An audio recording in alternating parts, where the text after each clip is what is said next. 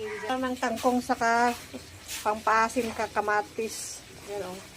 Saka sili. Yun lang guys. Takatanglat. Yan lang guys ang ano namin. Ito yung niluto kong olams. Tanggigi. Masarap to eh. 300 ang kilo nito eh. Ay hindi. Tama. 300 kilo nito. Tanggigi. Yung malaking isda. Okay na to lasa nito. Tinasan mo na.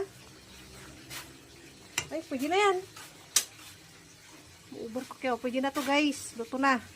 Ay, pinapatay ko yung palang ano. Yung taon ko. Pero patay yung ano, sabi ko na namoy ba?